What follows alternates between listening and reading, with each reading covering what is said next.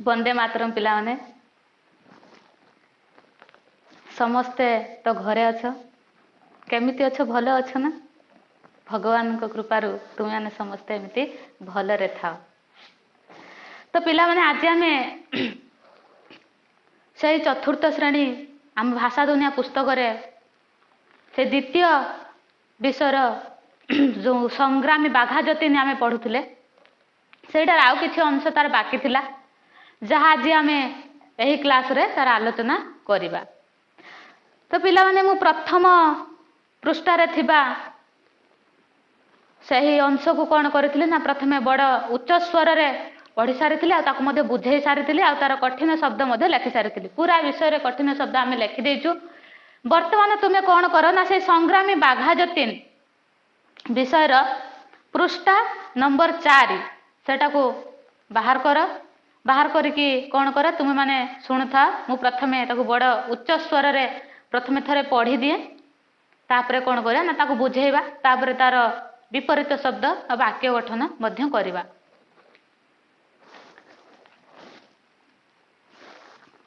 Jail रु मुकुली हुगुली और मेदिनीपुर बन्या अंचल रिलीफ बांटुथिबा बेले सेठारे केते जण स्वाधीनता संग्रामी सहित भेट हैला सेमानंकर। सेठारे आनुष्ठानिक भावे स्वाधीनता संग्राम पई तांको उत्तर भारतर नेतृत्व दियागला।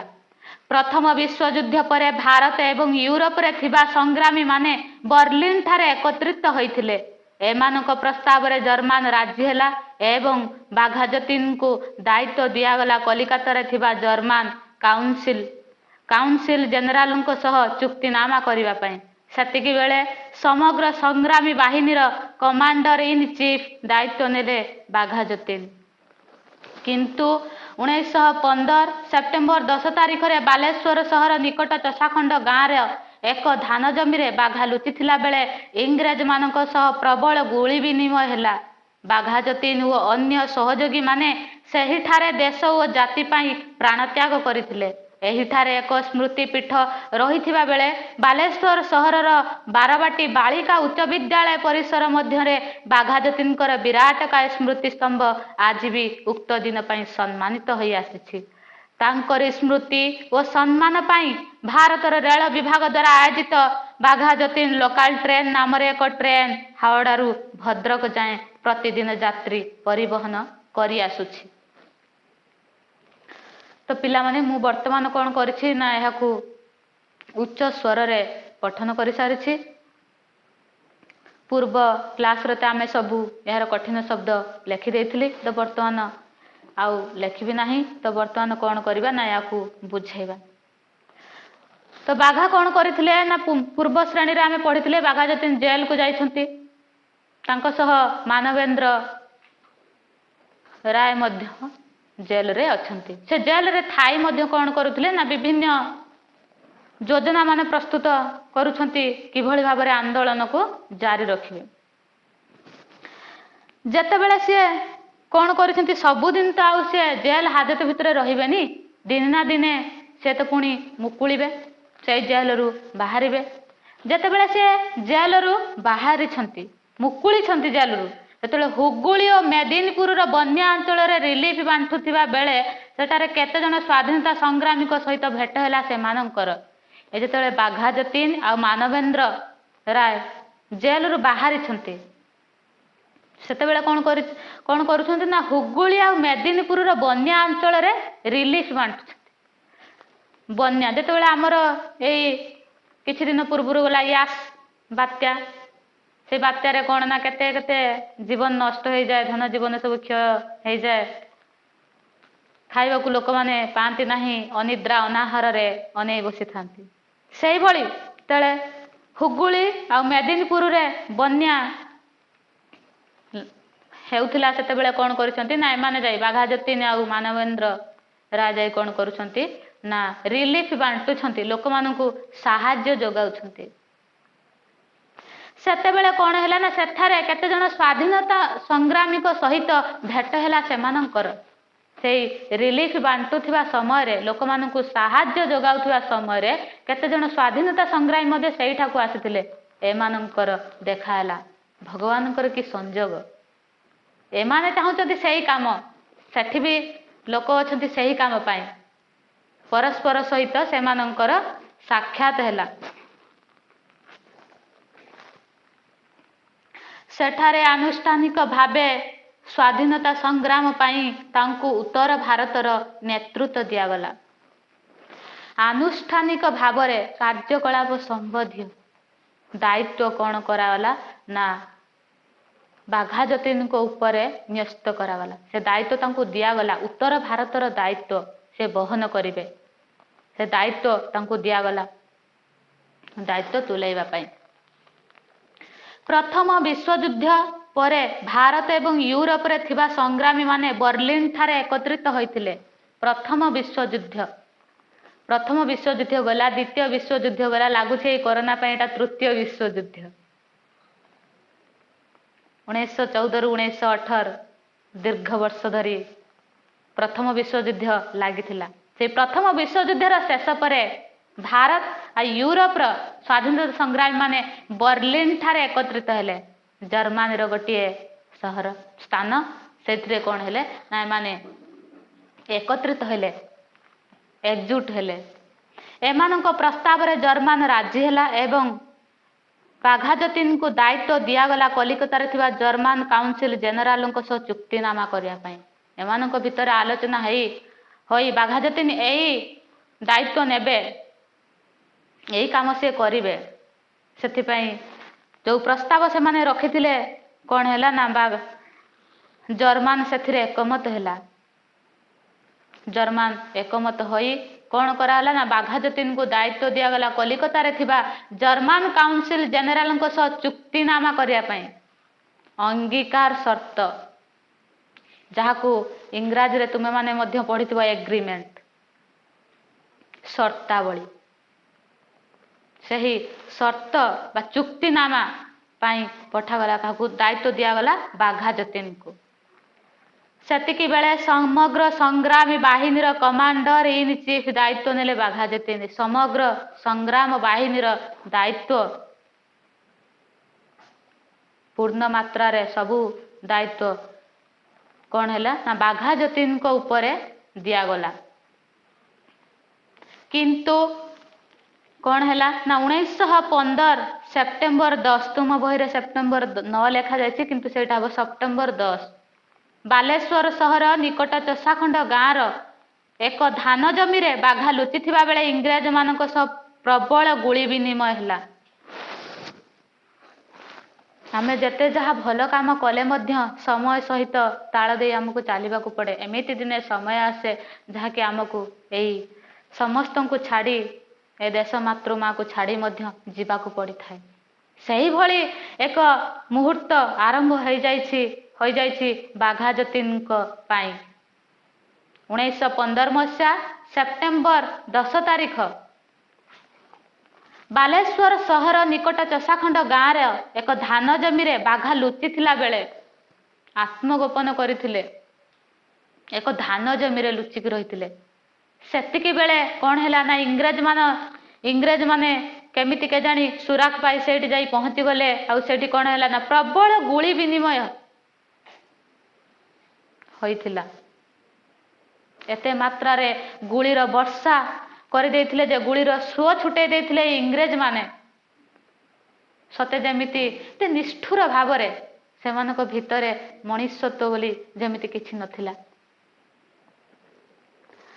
ବାଘାଯତୀନ ଓ ଅନ୍ୟ ସହଯୋଗୀମାନେ ସେହିଠାରେ ଦେଶ ଓ ଜାତି ପାଇଁ ପ୍ରାଣ ତ୍ୟାଗ କରିଥିଲେ। କେତେ ଦୁଃଖଦପୂର୍ଣ୍ଣ ପରିସ୍ଥିତି।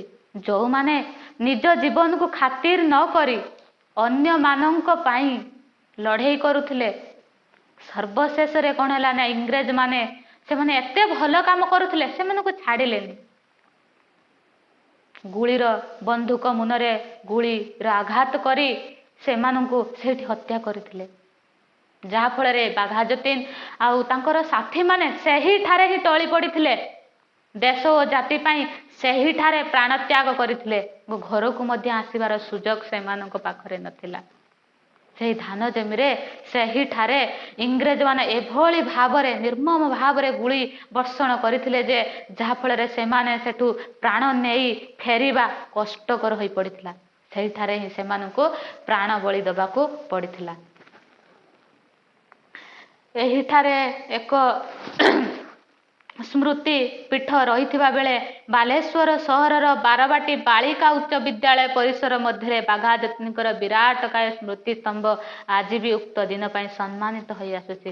ସେହି ଘଟଣା ଯେଉଁ ସେଇଠି ଘଟିଥିଲା ବାଲେଶ୍ୱରରେ, ସେଥିପାଇଁ କ'ଣ କରାହେଇଛି ନା ସେହିଠାରେ ଏକ ସ୍ମୃତିପୀଠ ରହିଥିବା ବେଳେ ବି ବାଲେଶ୍ୱର ସହରର ବାରବାଟୀ ବାଳିକା ଉଚ୍ଚ ବିଦ୍ୟାଳୟ ପରିସର ଭିତରେ, ସେହି ବିଦ୍ୟାଳୟର ହତା ଭିତରେ କ'ଣ ହେଇଥିଲା ନା ତାଙ୍କର ସ୍ମୃତି ଉଦ୍ଦେଶ୍ୟରେ ସେହି ଦିନକୁ ତାଙ୍କୁ ସ୍ମରଣ ରଖିବା ପାଇଁ ସେଇଠି ଗୋଟେ ବିରାଟକାୟ ସ୍ମୃତି ସ୍ତମ୍ଭ ଆଜି ବି ସେଇଟାରେ ସମ୍ମାନିତ ହେଉଛି। ଯେହେତୁ ସେ ଆମ ଦେଶ ପାଇଁ, ଜାତି ପାଇଁ, ଆମମାନଙ୍କ ପାଇଁ ଏତେ କିଛି କରିଛନ୍ତି, ତ ସିଏ ତ ଆମର ସ୍ମରଣୀୟ ହିଁ ରହିବେ। ତାଙ୍କୁ ସମ୍ମାନ ଆମେ ଦେବାକୁ ଚାହୁଁ ବା ନଥାଉ, କିନ୍ତୁ ଆମ ଭିତରୁ, ଆମ ଅନ୍ତରରୁ ସେଇଭଳି ମହାପୁରୁଷ ମାନଙ୍କ ପ୍ରତି ଏତେ ଯେଉଁ ସମ୍ମାନ ଭାବ ତ ଆପେ ଆପେ ହିଁ ବାହାରି ଯିବ। କିଏ ବା ଅସମ୍ମାନ କରିବ? ଆଜି ବି କ'ଣ କରୁଛି ନା ବାଲେଶ୍ୱର ବାରବାଟୀ ବାଳିକା ଉଚ୍ଚ ବିଦ୍ୟାଳୟ ପରିସର ଭିତରେ ତାଙ୍କର ଏକ ବିରାଟକାୟ ସ୍ମୃତି ସ୍ତମ୍ଭ ଆଜି ବି ସମ୍ମାନିତ ହେଉଛି ସେହି ଦିନ ପାଇଁ। ସେହି ଯେଉଁ ବାଲେଶ୍ୱରରେ ଏମିତି ଏକ ଘଟଣା ଘଟିଥିଲା, ତାଙ୍କରି ସ୍ମୃତି ଓ ସମ୍ମାନ ପାଇଁ ଭାରତର ରେଳ ବିଭାଗ ଦ୍ୱାରା ଆୟୋଜିତ ବାଘାଯତୀନ ଲୋକାଲ ଟ୍ରେନ ନାମରେ ଏକ ଟ୍ରେନ ହାଓଡ଼ାରୁ ଭଦ୍ରକ ଦେଇଛି ଖଡ଼ଗପୁର, କିନ୍ତୁ ସେଇଟା ହେବ ହାଓଡ଼ାରୁ ଭଦ୍ରକ ଯାଏଁ ପ୍ରତିଦିନ ଯାତ୍ରୀ ପରିବହନ କରି ଆସୁଛି। ତାଙ୍କରି ସେହି ସ୍ମୃତି ପାଇଁ, ତାଙ୍କର ଏତେ ସବୁ ତ୍ୟାଗ, ତାଙ୍କୁ ସେଇ ସମ୍ମାନିତ କରିବା ପାଇଁ, ତାଙ୍କର ସେଇ ସମ୍ମାନକୁ ଆମ ଭିତରେ, ସେ ସ୍ମୃତିକୁ ଆମ ଭିତରେ ବଜାଇ ରଖିବା ପାଇଁ, ବଞ୍ଚେଇ ରଖିବା ପାଇଁ, ସେଥିପାଇଁ କ'ଣ କରାଯାଇଛି ନା ତାଙ୍କ ନାମାନୁସାରେ ଏକ ଲୋକାଲ ଟ୍ରେନ ବାହାର କରାଯାଇ ହାଓଡ଼ାରୁ ଭଦ୍ରକ ଯାଏଁ ପ୍ରତିଦିନ ଯାତ୍ରୀ ପରିବହନ କରି ଆସୁଛି। ତ ତାହେଲେ ପିଲାମାନେ, ଏହି ହେଲା ବାଘାଯତୀନଙ୍କର ଜୀବନ କାହାଣୀ। କେତେ ବିଚିତ୍ର ତାଙ୍କର ଏଇ ଜୀବନ କାହାଣୀ। ସାଧାରଣ ଜୀବନ ପକ୍ଷରେ ଏମିତି ଜୀବନ ଯିବା ଆଦୌ ବି ସମ୍ଭବ ନୁହେଁ। ଜନ୍ମ ହେଇଥିଲେ ଏହି ଦେଶ ପାଇଁ, ଏଇ ମାଟି ପାଇଁ, ଏଇ ଲୋକମାନଙ୍କ ପାଇଁ, ଏତେ ମହାନ କାମ କରିଗଲେ ଆମ ସମସ୍ତଙ୍କ ପାଇଁ। ତାଙ୍କର ଅବଦାନ ଅତୁଳନୀୟ, ଯାହାକୁ କେବେ ଆମେ ତୁଳନା ବି କରିପାରିବାନି। ଶବ୍ଦରେ ତାକୁ ଯେତେ ବି ପ୍ରକାଶ କଲେ ଲାଗିବ ଯେମିତି ଆହୁରି କିଛି ରହିଯାଉଛି, ତାକୁ ବର୍ଣ୍ଣନା ବି କରିପାରିବା ନାହିଁ। କି ଦୁଃଖଦପୂର୍ଣ୍ଣ ତାଙ୍କର ଜୀବନ କାହାଣୀ, ଯାହାକି ଆମ ପକ୍ଷରେ ସାମାନ୍ୟ ଟିକେ କଣ୍ଟା ବାଜିଲେ ବି ଆମକୁ କେତେ ଆଘାତ ହେଉଛି, କେତେ କଷ୍ଟ ହେଉଛି। ଟିକେ ଯଦି ଯନ୍ତ୍ରଣା ହେଉଥିବ, 4-5 ଦିନ ଆମେ ଘରେ ବସିବୁ, ଟିଉସନ ସ୍କୁଲ ସବୁ ବନ୍ଦ। କିନ୍ତୁ ତାଙ୍କ ଜୀବନ କାହାଣୀ ଦେଖ, କି ବିଚିତ୍ର, କି ନିଆରା। ଏତେ କଷ୍ଟ ଭିତରେ ବି ଥାଇ ସେ ମୃତ୍ୟୁ ପର୍ଯ୍ୟନ୍ତ, ଶେଷ ସମୟ ପର୍ଯ୍ୟନ୍ତ କ'ଣ କରୁଥିଲେ ନା ଏ ଲୋକମାନଙ୍କ ପାଇଁ, ଏ ଦେଶ ପାଇଁ, ଭାରତର ସ୍ୱାଧୀନତା ପାଇଁ ସେ ଲଢ଼େଇ କରୁଥିଲେ ଇଂରେଜମାନଙ୍କ ବିରୁଦ୍ଧରେ। ସର୍ବଶେଷରେ ନିଜ ଜୀବନକୁ ଖାତିର ନ କରି ମଧ୍ୟ ଇଂରେଜମାନଙ୍କ ଗୁଳି ସାମ୍ନାରେ ପତେଇ ଦେଇଥିଲେ ନିଜର ଛାତି, ଆଉ ନିଜ ଜୀବନକୁ ଉତ୍ସର୍ଗ କରିଥିଲେ ଏହି ଦେଶବାସୀମାନଙ୍କ ପାଇଁ। ଆଜି ତ ଆମେ ପଢ଼ିଲେ ତାଙ୍କର ଜୀବନ କାହାଣୀ। ଏଇ ଜୀବନ କାହାଣୀ ଶୁଣି ତାଙ୍କ ବିଷୟରେ ତ ଆହୁରି ଅଧିକ କିଛି ଆମେ ଜାଣିଲେ, ତାଙ୍କ ବିଷୟରେ ଅଧିକ କିଛି ଜ୍ଞାନ ଆମ ଭିତରେ ପ୍ରବେଶ କଲା। ଆହୁରି ତାଙ୍କ ପ୍ରତି ଏତେ ସମ୍ମାନ ଯେ ଏବେ ଆସିଯାଉଛି, ଏତେ ଭକ୍ତିଭାବ ଆସିଯାଉଛି, ତାହା ମଧ୍ୟ ଭାଷାରେ ବି ଆମେ ବର୍ଣ୍ଣନା କରିପାରିବା ନାହିଁ। ଯାହା ହଉ, ଏଇଭଳି ଭାବରେ ଲେଖକ କ'ଣ କରିଛନ୍ତି ନା ତାଙ୍କର ଜୀବନ କାହାଣୀକୁ ଏଇଠି ଭାବରେ ଶେଷ କରିଛନ୍ତି।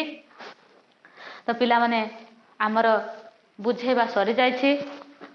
ଏବେ ଆମେ କ'ଣ କରିବା ନା କିଛି ଶବ୍ଦର ତାର ବିପରୀତ ଶବ୍ଦ ଲେଖିବା।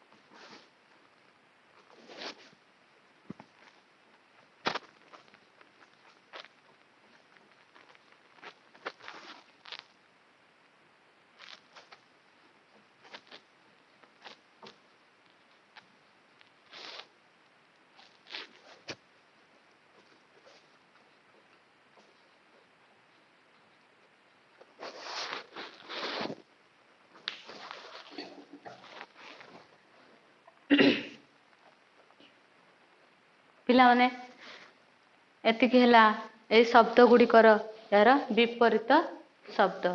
ୟା ପରେ କ'ଣ କରିବା ଆମେ ସ୍ୱଳ୍ପ କେତେକ ଶବ୍ଦ ନେଇ ବାକ୍ୟ ଗଠନ କରିବା।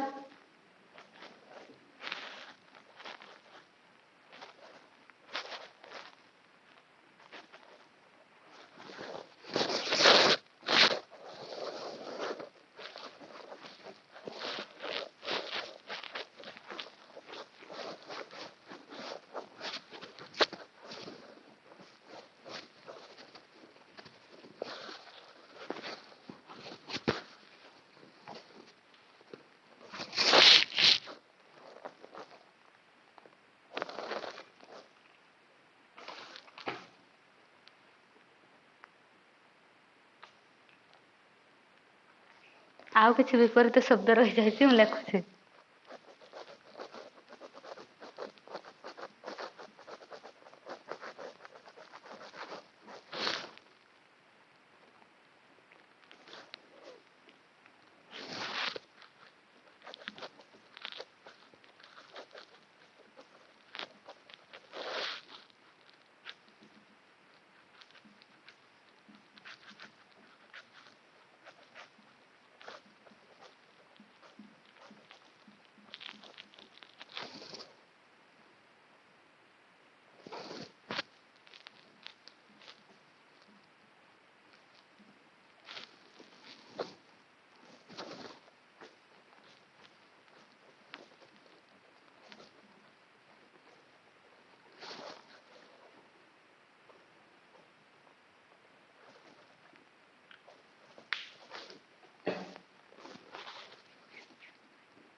ୟା ପରେ ଆମେ ବାକ୍ୟ ଗଠନ ଦେଖିବା।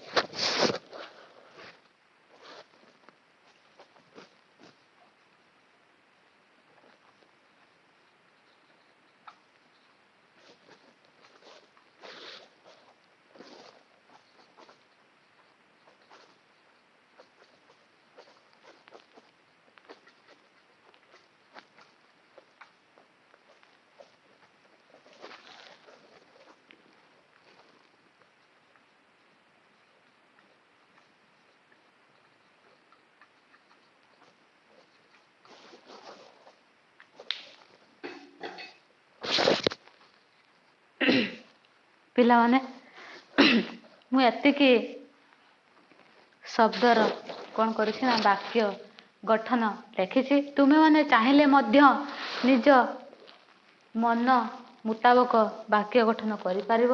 ଅନ୍ୟ ଶବ୍ଦ ନେଇ ମଧ୍ୟ ନିଜ ମନରୁ ବାକ୍ୟ ତୁମେ ତିଆରି କରିପାରିବ। ତ ପିଲାମାନେ ଏବେ ଏହି ବିଷୟର ପଢ଼ା ସରିଛି, ବୁଝା ବି ସରିଛି, ତାର କଠିନ ଶବ୍ଦ ଗୁଡ଼ିକ ଲେଖା ବି ସରିଛି, ଆଉ ତାର ବିପରୀତ ଶବ୍ଦ ଲେଖା ସରିଛି। ଆଉ ବର୍ତ୍ତମାନ କ'ଣ କଲେ ନା କିଛି ଶବ୍ଦର ବାକ୍ୟ ଗଠନ ନେଇ ଆମେ କରିସାରିଛେ।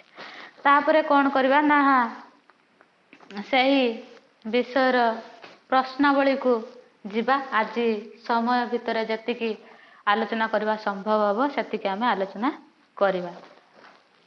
ତ ଯେଉଁଠି ଆଲୋଚନା କରିବା କଥା କରିବା, ଯେଉଁଠି ଲେଖା ଦରକାର ପଡ଼ିବ ସେତେବେଳେ ଆମେ କ'ଣ କରିବା ନା ମୁଁ ଲେଖିବି, ତୁମେମାନେ ଲେଖିବ। ଏବେ ଆଲୋଚନା କରୁଛି, ତୁମେମାନେ ସେହି ଅନୁସାରେ ମଧ୍ୟ କ'ଣ କର ନା ତାକୁ ଶୁଣ ଆଉ ନିଜ ଖାତାରେ ମଧ୍ୟ ଲେଖି ରଖିବ। ପ୍ରଶ୍ନାବଳୀ 1 ନମ୍ବର କହିଛି ପ୍ରଶ୍ନ ଗୁଡ଼ିକର ଉତ୍ତର କହିବା। 1 ନମ୍ବର କହିଛି ଯତୀନ କିଏ? ବାଘା ଯତୀନ କିଏ? ବାଘା ଯତୀନ କିଏ? ତାହେଲେ ଆମେ ଜାଣିଲେ ଯେ ବାଘା ଯତୀନ ଜଣେ ସ୍ୱାଧୀନତା ସଂଗ୍ରାମୀ। ତ ତୁମେମାନେ କ'ଣ ଲେଖିବ ନା ବାଘା ଯତୀନ ହେଉଛନ୍ତି ଜଣେ ସ୍ୱାଧୀନତା ସଂଗ୍ରାମୀ। ହେଲା। ତାପରେ ବାକ୍ୟଟି ଲେଖି ସାରିଲା ପରେ ବାକ୍ୟ ଶେଷରେ କ'ଣ କରିବ ନା ଏମିତି ଗାରଟିଏ, ଯାହାକୁ ଆମେ ପୂର୍ଣ୍ଣଚ୍ଛେଦ ବୋଲି କହୁ, ଦେବ। ତାପରେ ଖ ନମ୍ବରକୁ ଆସ। ଖ ନମ୍ବରରେ କୁହାଯାଇଛି ତାଙ୍କର ପ୍ରକୃତ ନାମ କ'ଣ? ତାଙ୍କ ବାପା ମା ଯୋଉ ନାମ ଦେଇଥିଲେ ସେଇଟା ହେଉଛି ତାଙ୍କର ପ୍ରକୃତ ନାମ। ସେ ପ୍ରକୃତ ନାମଟି କ'ଣ ନା ଯତୀନ୍ଦ୍ରନାଥ ମୁଖାର୍ଜୀ। ତ ସେଇଠି ଲେଖିବ ଖ ନମ୍ବରରେ ତାଙ୍କର ପ୍ରକୃତ ନାମ ହେଉଛି ଯତୀନ୍ଦ୍ରନାଥ ମୁଖାର୍ଜୀ। ଯତୀନ୍ଦ୍ରନାଥ ମୁଖାର୍ଜୀ। ହେଲା। ତାପରେ ଗ ନମ୍ବର କୁହାଯାଇଛି ତାଙ୍କୁ ବାଘା ଯତୀନ କାହିଁକି କୁହାଯାଏ? ତ ପ୍ରଥମରୁ ମୁଁ ବି କହି ସାରିଲିଣି ତାଙ୍କୁ ବାଘା ଯତୀନ କାହିଁକି କୁହାଯାଉଛି ନା ସେ ବିନା ଅସ୍ତ୍ରରେ ଗୋଟିଏ ବାଘ ସହ ଏକୁଟିଆ ଲଢ଼ି ତାକୁ ପରାଜିତ କରିଥିବାରୁ ତାଙ୍କୁ ବାଘା ଯତୀନ ବୋଲି କୁହାଯାଉଛି। ସେ ବିନା ଅସ୍ତ୍ରରେ ଏକୁଟିଆ ଏକ ବାଘ ସହ ଲଢ଼େଇ କରି ତାକୁ ପରାଜିତ କରିଥିବାରୁ ତାଙ୍କୁ ବାଘା ଯତୀନ କୁହାଯାଉଛି। ହେଲା। ତାପରେ ଘ ନମ୍ବର ସେ କାହା ପାଖରେ ରହି ବଡ଼ ହୋଇଥିଲେ? ତାହେଲେ ଛୋଟ ବେଳୁ ତାଙ୍କର ବାପା ତାଙ୍କୁ ଛାଡ଼ି ଚାଲି ଯାଇଥିଲେ। ସେ କାହା ପାଖରେ ତାହେଲେ ରହିଥିଲେ? ମାଙ୍କ ପାଖରେ। ତାହେଲେ ତୁମେମାନେ ସେଇଠି ଲେଖିବ ସେ ମାଙ୍କ ପାଖରେ ରହି, ତାଙ୍କ ମାଙ୍କ ପାଖରେ ରହି ବଡ଼ ହୋଇଥିଲେ। ହେଲା। ତାପରେ କ'ଣ କରିବା ନା 1 ନମ୍ବର ତ ଆମର ଆଲୋଚନା ସରିଯାଇଛି। ତୁମେମାନେ ଲେଖିଥିବ। 2 ନମ୍ବରଟି ଆମେ କ'ଣ କରିବା ନା ଆଲୋଚନା କରିବା। ଏମିତି ଏଇ କ୍ୱେଶ୍ଚନ ଗୁଡ଼ିକ ଆଲୋଚନା କରିବା। ଯେତେବେଳେ ଲେଖିବା ପାଇଁ କିଛି ଆସିବ, ବେଶୀ ଲେଖା ପାଇଁ ଦେବ, ସେତେବେଳେ ସେଗୁଡ଼ିକ ଆମେ ଲେଖିବା। ଚାହିଁଲେ ବି ଆମେ କିଛି କିଛି ବର୍ତ୍ତମାନ ବି ଲେଖିଦେବା।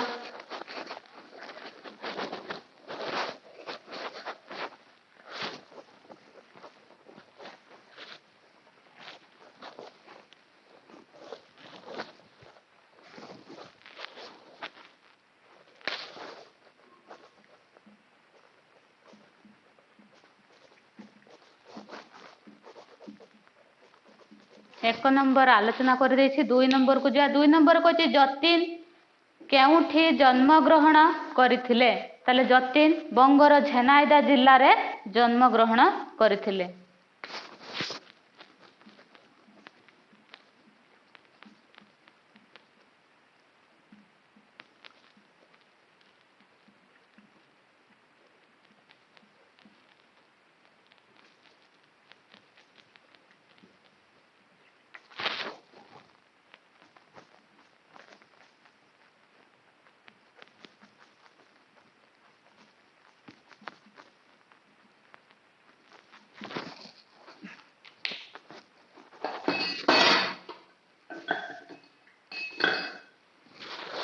ଯତୀନ ତାହେଲେ ବଙ୍ଗର ଝେନାଇଦା ଜିଲ୍ଲାରେ ଜନ୍ମଗ୍ରହଣ କରିଥିଲେ। ख ନମ୍ବର କହିଛି ସେ କେଉଁ ଚାକିରି କରିଥିଲେ? ତାହେଲେ ସେ ଷ୍ଟେନୋଗ୍ରାଫର, ସରକାରଙ୍କ ବଙ୍ଗ ସରକାରଙ୍କ ଅଧୀନରେ ଜଣେ ସଚ୍ଚୋଟ କର୍ତ୍ତବ୍ୟନିଷ୍ଠ ଆଜ୍ଞାଧୀନ ଷ୍ଟେନୋଗ୍ରାଫର।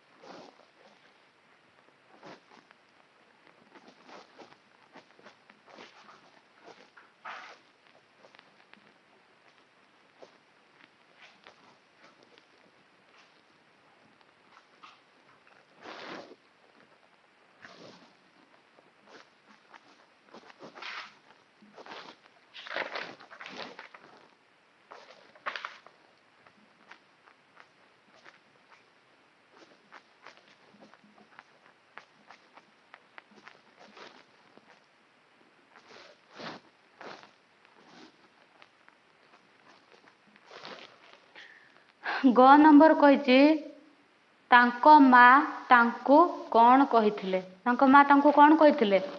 କହିଥିଲେ ଯେ ଯେଉଁମାନେ ନିଜ ପାଇଁ ଲଢ଼ି ନ ପାରିବେ ତୁ ସେମାନଙ୍କ ପାଇଁ ଲଢ଼ିବୁ। ତାଙ୍କ ମା ତାଙ୍କୁ କହିଥିଲେ